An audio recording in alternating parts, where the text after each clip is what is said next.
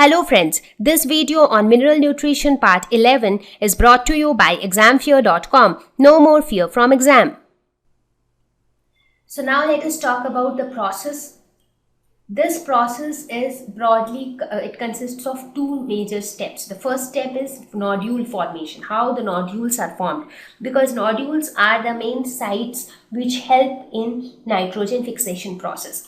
The second step is conversion of nitrogen into ammonia. So the first part is nodule formation, so the nodules will be formed, and the second part is conversion of nitrogen into ammonia. So nitrogen will get converted to ammonia.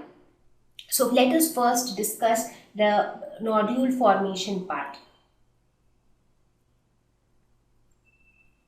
Now, as I said, this nodule formation is the result of multiple interactions of rhizobium with the roots of the plant. So there will be so much of interaction between the bacteria, rhizobium, and the roots of the plant. Now, as I have mentioned this before also, as long as the rhizobium bacteria is present under the soil, it is not symbiotic in nature. It is a free living bacteria.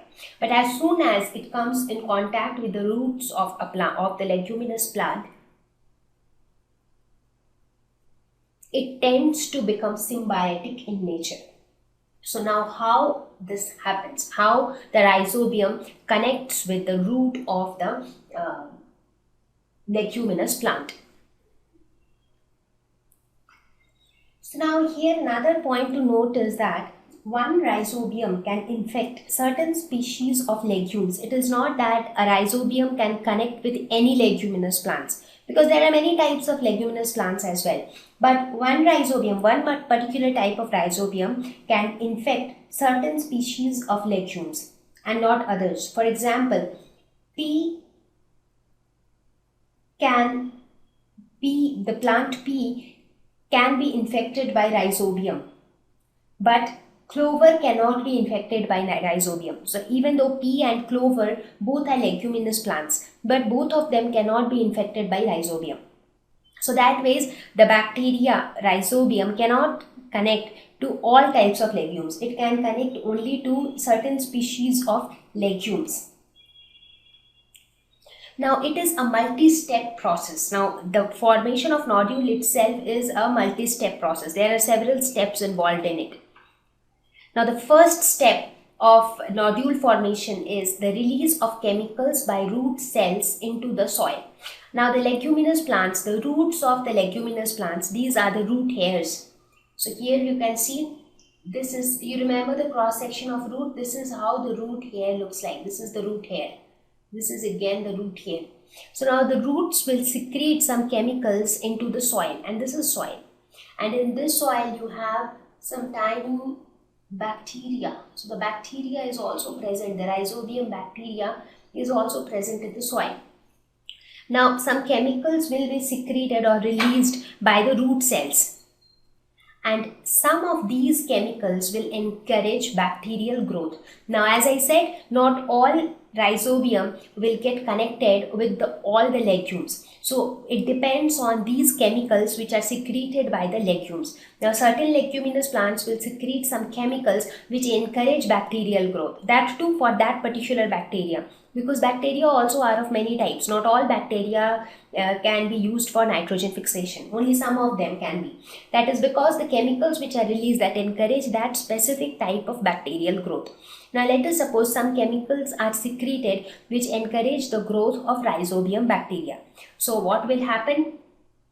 Rhizobium will start growing, that is the rhizobium will start to divide repeatedly near the root hairs. So this is your root hair, and here if you see these dotted structure, they are the rhizobium bacteria. So these bacteria will start to divide. When I say grow, growth means what? Cells will divide to form more and more new cells. So repeated cell division will start near the root hair. So as a result, bacterial growth will take place. Right? Now, as a result of so much of bacterial growth, the root hair will tend to get infected by so much of bacteria all around, and the root hair tends to curl. So here if you see, earlier the root hair was straight like this, but now it has curled near its tip. Now, due to this curling of the root hair, the bacteria will gradually enter into the root hair. So that is this root gets infected. That is when we say that the root got infected by the bacteria. So the root hair gets infected. Infected thread reaches the inner cortex. Now, once it gets infected, you see this chain of bacteria, it goes deeper inside the root layers and it also reaches the cortex, that is the inner cortex. So here you have the inner cortex, here you have the pericycle cells, the pericycle layer. You remember cortex, outer cortex, inner cortex, then pericycle, then you have your xylem, you have phloem. So all this we studied in the cross section of a root. So this is how the infected thread will be formed. Now cells of the inner cortex and pericycle will divide. Now because of this infected thread, due to this infection, these cells, this layer and this layer, all these cells will start to divide.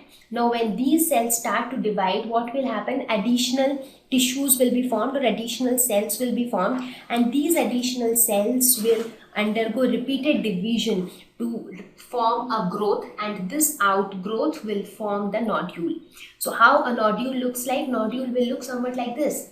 So this outgrowth, any outgrowth, for example, this is your this is say hydra. You take example of hydra. This is how hydra looks like. Now during it reproduces by budding. So in budding, a small outgrowth is formed. What is that outgrowth? This is some additional cells which are formed due to cell division. So similar thing happen here. Here the inner cortex cells and the pericycle cells, they start to divide and some additional cells are formed, and all these cells together form a nodule-like structure or a mass-like structure like this. So this outgrowth is known as nodule, and this is the nodule which is seen as small spherical structures on the roots of leguminous plants. So this is how a nodule is formed.